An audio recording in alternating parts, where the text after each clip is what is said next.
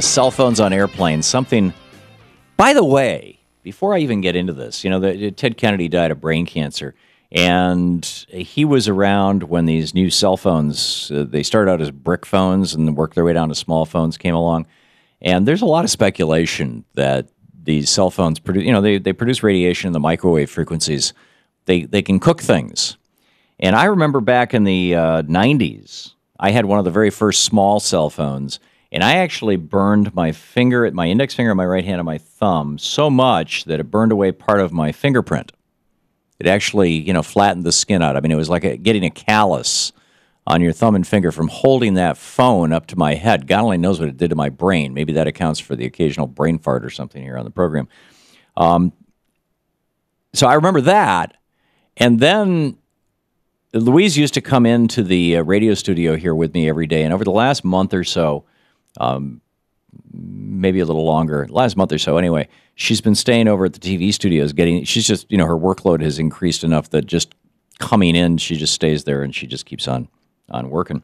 And to get from the TV studio over we start out the morning at the TV studio, 10 o'clock in the morning, put together both the shows, radio and TV, conference call, and then around, 1 o'clock, 1:30, thereabouts, I take the train, the subway, from the TV studio over here to the radio studio where I'm talking to you from right now.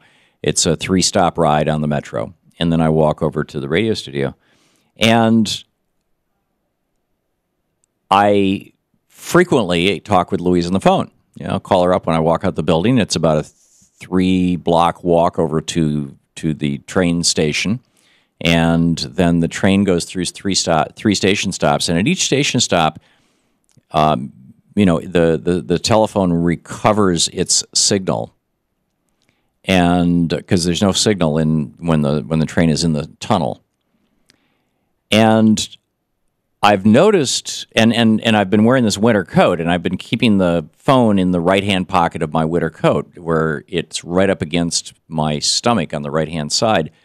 And I noticed last week that I've got like this burn on the skin on my stomach. The weirdest thing, it was starting to itch, and then I thought, well, this is like a burn. And I think it's because I'm talking on the phone, and as I'm walking into the subway, I lose the signal with Louise, and while I'm talking to her, and the phone is just jacking out the greatest amount of radiation it possibly can as you're losing a signal, and then every time it goes in and out of one of these subway stations, it does the largest burst of radiation it can to try and get the new signal, and I think I cooked myself. I mean, it's totally weird. And so now, the last couple of days, what I've been doing is just putting my phone into airplane mode before I go down underground, and the burn is not getting any worse. It seems to be getting better now. But it's just, if you've ever had an experience like that, or if you think that maybe it's just a coincidence that I just have a patch of skin that suddenly got weird. I don't know. I can't figure it out. But I think that it has to do with phone radiation. That said, one time I was flying, and I had my phone in my sports coat pocket, and we got up to altitude, and I pulled the phone out because I read on my phone when I'm flying, and I listen to music on my phone when I'm flying.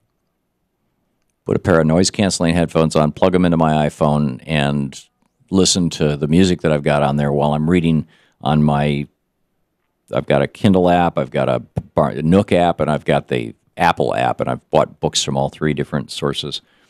And so, I read. And one time I pulled the phone out, and I looked at it, and I noticed that I had forgotten to put it in airplane mode, and we were at like 30,000 feet flying across the United States, but it could not get a signal. It had given up. It just said no service. So, and, I started out as a broadcast engineer. I studied electrical engineering in college briefly, and I'm an old ham radio operator. I have a fairly above average knowledge of electronics and particularly radio wave stuff, that I got from, when I was 13 years old. I got my general ticket, at that time, the highest amateur radio license you could get, which required not only, as I recall, it was 12 words per minute, 13 words per minute of Morse code, but also a fairly comprehensive electronics test. So my opinion is not uninformed. I don't think it's possible for a cell phone to work on a plane flying at altitude, because you're crossing the cell phone towers so fast that it's not possible for the towers, the software in the towers. First of all, I doubt that the signal coming out of the phone is strong enough to go down 6 miles to the ground or 5 miles to the ground. And secondly, even if it could, the software in the towers couldn't hand you off from tower to tower fast enough. You're going 600 miles an hour relative to the ground, or 500 and change.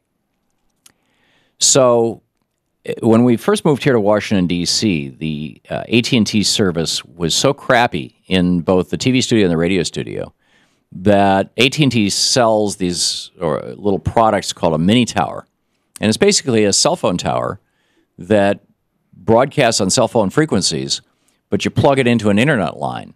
And AT&T charges you for the phone calls that you make on it by the minute, even though you're actually just talking over the internet. But it gives you your own local cell phone tower.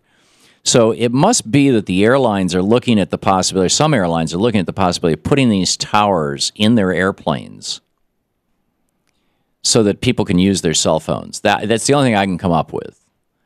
Or I've noticed that the FCC is talking about texting and emailing on your phone, but not actual phone calls. Or if you're going to do a phone call, it would be like a FaceTime phone call, which happens over the internet. It doesn't happen over the cell towers, because the cell towers are not going to be available. But there's this big debate about whether people should be able to talk on their phones on airplanes, and some airplanes are going to be without and some with, and I'm in the without camp. Although I remember when Delta and then United both introduced in-air telephones that you could use. At least in first class, they had these phones, and actually in coach even, they had one for every 3 seats. And you swipe your credit card and you could make a call. But it was like $3 a minute, so people basically only use them for emergencies. But it's just, on a plane, you're like stuck with somebody in this little tube. It seems like there should be some place left where there's no conversation going on.